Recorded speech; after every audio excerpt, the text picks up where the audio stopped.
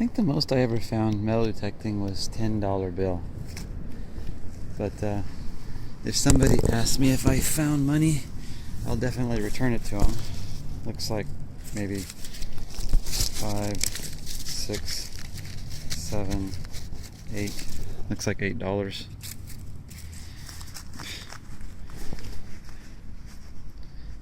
But I'm out at the park where I picked up last week. Week before last, I picked up 4 silvers here and about 15 wheats. And the most I'd ever found here before in the previous, all the hunts I've ever done here, is about 15 wheats. So, see if you can find anything today. I've never found anything good out in here, except for some wheats over in here. And like all my silver and the wheats of the last 2 weeks were on the other side of the building there. So, it's interesting. Well, I'm $7 richer until somebody asks if I found anything. Alright, let's just see if we can get a silver here. I'm getting a pretty good 1245, or 1244, and a 1246. Showing about 5-6 inches, which is for me a little shallow. Even in this really old park, that's pretty shallow. So let's see what we got. See if I don't mess this up. Knock my camera off there. It's on.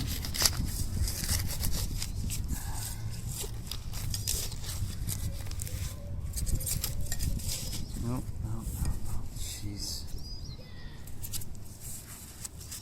So yeah, so we got 1244 to 1246, and Memorial Penny 4 inches. That's what I don't like. All right, I've got silver in the hole. It's kind of interesting because I've been hunting in the park. I've been hunting in combined. I've been trying to do a little bit more combined. I've been trying to go a little bit higher, right on the edge of. You can kind of hear my detector. It's kind of bouncing around a little bit. I'm kind of bouncing up and down my sensitivity as I walk around, trying to keep my sensitivity just about stable enough. It's funny because it'll bounce around when it sits still, but when I kind of move around a little bit, it kind of calms down. So I'm kind of trying that mode, and then problem is I've been digging a lot of iron, and it's getting a little frustrating. So then I switched back to 50 conductive, and I thought, you know what, I'm gonna walk around until I find, maybe a wheat penny, because wheat pennies here are a little bit lower tone or something, coin that's a little bit, and then flip it back over to combined and just get that reference. Well, anyways, I found this one in 50 conductive, and it was kind of a decent high tone, but it was only giving me a 1238, 39, 40, like in there, showing about 7-8 inches. It only ends up being down about 5, but it might have been on edge, but still, I'm finding more silver, it seems like, with the CTX than really never. It's right there, actually, the silver never gets higher than like a 43. Rarely I see a 44 or 45. Just very strange. It just seems like more often my silver, it's a barber. See it just sitting right in here. Man. But it was pretty plain as day. I mean, I hit it, and it's just like there was this little high tone, and then I flipped it over to combined, and it was there in both 50 conductive and combined. It was there, and in combined, it was didn't have a lot of other disturbing noises around it. It's pretty clear. So that's pretty amazing. And the funny thing is I hunted this little spot right here not too long ago on my way out, but missing one little coin, especially maybe if it was on edge. So let's see what date we got here. It looks like an 8, so it's either 1908 or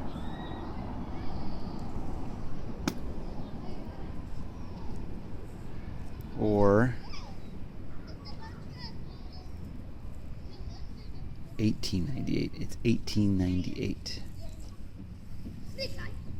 And mint mark, if any.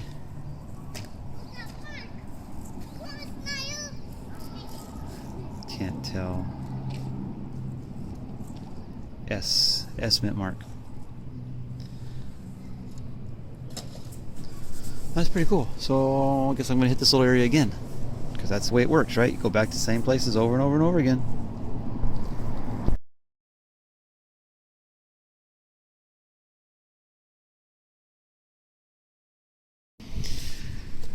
Well, for $7 and then a ticking watch.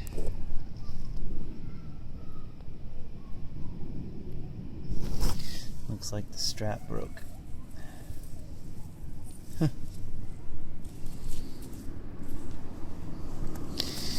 Yes, people are just losing everything today. Well, I meant to today to go into that field there, but they're kind of grooming it for a baseball game. So I'm left with the place we've hunted over and over and over and over and over and over again. And anyways, I got silver. Surprising. I didn't know what it was. It was in the clod, looked like that. You see that? Didn't much look like a ring, so I had to clean it off. I rubbed it, cleaned it off the other side, and then I saw this little pendant. Of course, oh, it's a ring.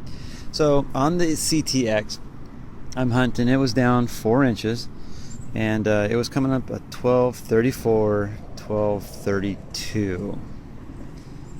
And I said, seriously? So I had to check it, and sure enough, if it was kind of on edge like that, it didn't even register on the CTX. So fortunately for me, it was flat.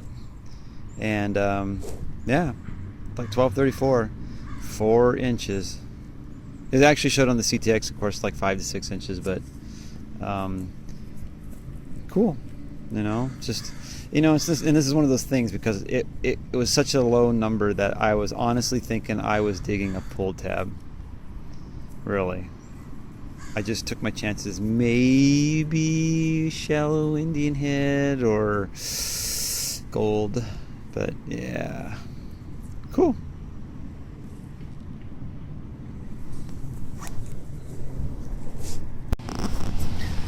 Well, I'm back out at the park Cody was at today. He picked up a buffalo, about a couple wheats, an old token, 5-cent trade token.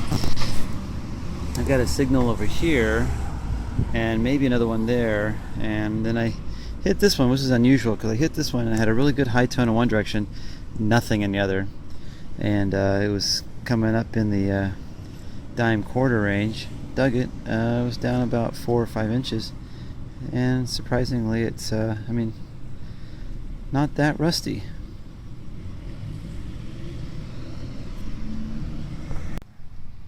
Hey, I'm hunting with Dave on this Saturday. It's a beautiful Saturday. We've got sun shining today. It's going to be about 75. And I think I got myself a Indian head. Unfortunately, it's really got either corroded a little bit, or it's got something it's really caked on and I can't quite see it, but I think I've got an Indian head. It's coming in, it's really weird. It's coming in about 4 or 5 inches. The CTX Ferris coin, 50 conductive. It was around there about 1230, 1231. A repeatable low tone. Well, so I'm going to clean this up a little bit and see if I can get a picture with the date on it.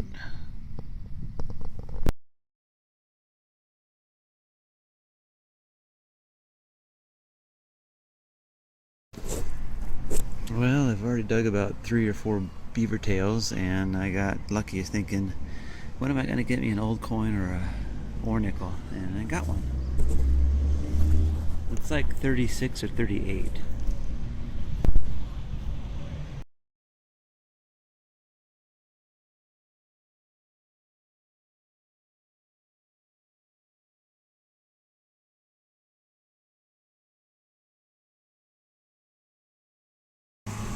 Well, I had to videotape this.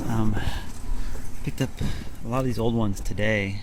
Some old parks in this 1925 school I just hunted. But ironically, it's 1917 wheat today, 1918, 1919, 1920, And I think, did I do that right? I think this is 1930 something and 30 something, 35 and 37. And the rest of these are like 40, 41, 50s and stuff like that. One buffalo head, one Indian head the other day, bobcat pin today, old Cracker Jacks ring today, and I got this the other day, Safeway 17-year safe driver pin. That's it for the last couple of days. No silver. The last probably 4 or 5 days.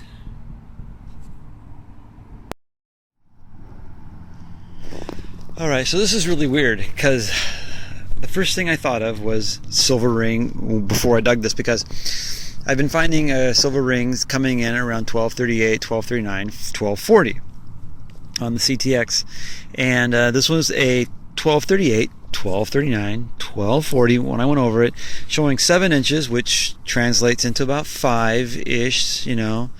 And I was thinking to myself, at that depth, those numbers, I was thinking, okay, this could be another silver ring. And sure enough, it's a small silver ring. Yeah, it's pretty cool. I guess that one right on the money. Oops, sorry, I'm out of camera. So that's a really small silver ring, and like I said, it's 1238, 1239, showing 7 inches, but it was about 5. Little hearts on it. And the field I've walked over before many times, and I've pulled some silver off in this little area over here, so that's where I was kind of heading to go back to see if I could find some more stuff. And I've walked this field before with the CTX, but not a lot. So, cool. Alright, let's see what I got. Pretty good number, 1245, 1245, but then it dropped on the turn. But, and not very deep. But this particular place, I have, oh, what is that? That's not a coin, is it? Or it's not silver. Dang it. It's funny, that was coming up a 1244 in one direction, 1245, and dropped a little bit. So I had one of these one time, and I had it just like that. It was like gold, and sure enough, it was like 10K gold filled. But not this one at those high numbers. But nice little pendant. It's got a boxcar racer on it from like Boy Scouts or Cub Scouts. And I just put battery in there too. Cool. Hunting with Dave today. He's over there. See what we can find. No silver yet. Well, unfortunately, I got a great tone and numbers, but too dang shallow. But dang it, stupid cord. It's the only thing I don't like about plugging in. That tone, stupid cord gets in the way. Getting a 10 Ferris coin. These are 1245, 1244s. In high trash, these are 1246, 1247s, 1146, 1147s. But only showing 4 inches. But I've had some shallow good stuff here. That Standing Liberty quarter wasn't very deep here. So, you never know. That's why I'm rolling the camera. You don't find any high tones like this here that are at any depth of 4 or more inches. Well, I'm at 4 inches and I'm hitting my target. That's a good sign. So right in there, about another inch, so about 5 inches. That's a pretty good sign.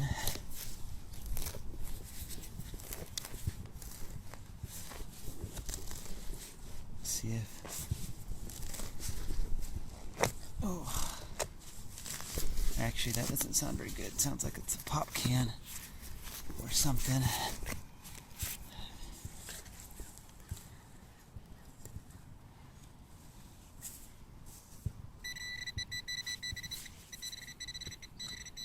Oh, dang it. All of my good tones have been crap today.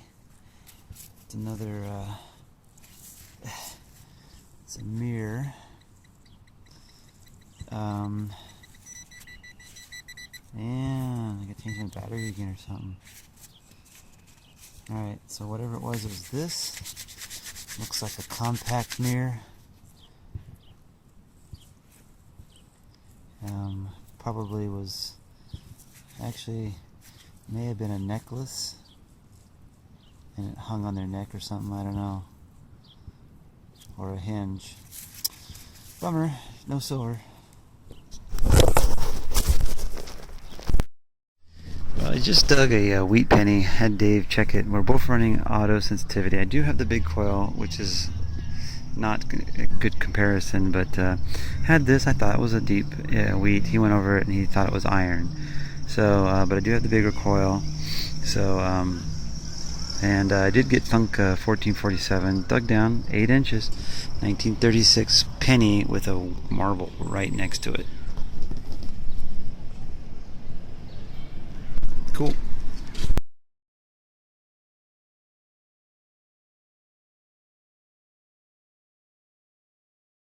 Dave's thimble. First one. Oh, now that's a beaut. Oh man, it looks almost like mine. That's nice. That's sterling. It is. It's got some mint marks on the inside, very tip. Very nice. See if I can get that actually to focus. Alright, spin it around again, Dave. Oh, that's sweet. Not dented either. Nice find. Well, I got me some sort of rat pin. I have no idea. Used to have a pin on the backside. This was a target, was only repeatable basically in one direction. Low tone, about 36, 37. Alright, well I just learned something, haha, after like 6 months. Something I videotaped just recently that kind of made me a little frustrated with the CTX was that in, okay, so I just learned this, in Ferris coin, okay, in an open screen, you can go over a target that's kind of iffy to see what it is, like an all metal screen. And my complaint was that it would show a cursor here and a cursor here. Like right now I got a big red blotch right here for target, right? That's iffy. I get it going this way. This way is just once in a blue moon I can barely get it, but it's coming in like a deep weedy, sorta. I mean, it's not great. So then I tried it. Okay, so I was running a hunting in 50 conductive, so in high trash. I did the exact same thing, opened all metal and went over it, and I saw iron, iron, iron, iron, iron. This way, iron, good numbers, iron, good numbers, iron, good numbers. Bouncing this way between good and bad. This way, all bad. Then I said, whoa, wait a second. So then I flipped it over to Ferris coin and checked it, and sure enough, I get the 2 numbers, 2 cursors, and no iron numbers at all.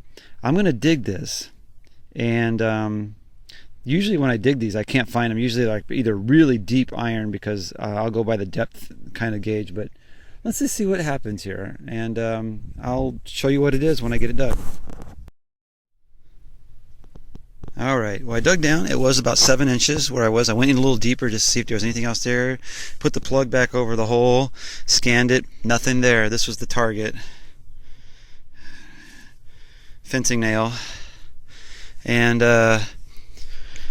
so Ferris coin has, that's where I've run into a few problems trying to figure out, well, that's got to be like, you know, the secret to the CTX, you know, finding those coins and stuff. But, you know, really I've been digging a lot of crap, and it's because of that, I think, that problem. So I'm going to leave 50 conductive in high trash. It seems to be more reactive like the e-trac, where I can go in all metal, and if there's iron there, it's iron. If it's iron in a coin, you know, like I said, it'll bounce, but I have to be able to see more better numbers than bad to dig it, just like on the e-trac. So for me, that Ferris coin, like I said before, it was, I'd go over it, and sometimes before I'd go over it in Ferris coin and I'd get the high tone, but I would see bad numbers. And then this time I see good numbers and a bad target, and I get a red blotch in the upper corner, and sometimes I get a red blotch in the lower corner. So very deceiving, very bad. Well, let's see what we got here. I switched over to high trash from Ferris Coin, and the numbers I saw on this were 7 inches, which translates to about 5.5, and I got a 1245 and a 140 in high trash 50 conductive.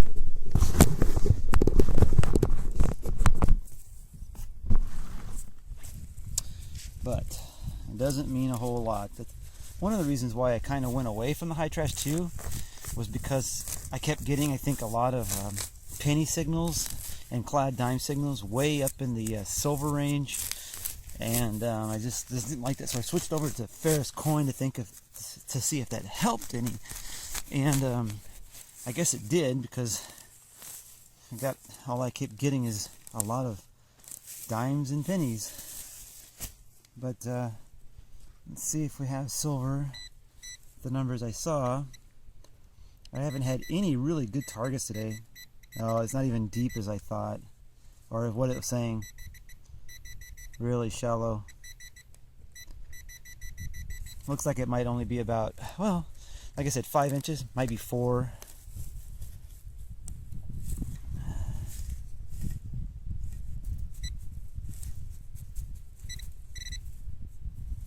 And it's just a memorial. There's that problem I had getting those 1245s and 140s. You know, I was like 4 inches down. It was registering 7. I'm in auto sensitivity, and I get a memorial penny. You know, I just hate this. Really do. Man, I don't know how you guys out there really like the CTX, unless you know, I know a few of you have come from the e-trac and love the CTX, but man, oh man, I've got a crap load of pennies because that thing tells me otherwise. You know, if I knew that was a penny, I might have bypassed it, but, you know, might have.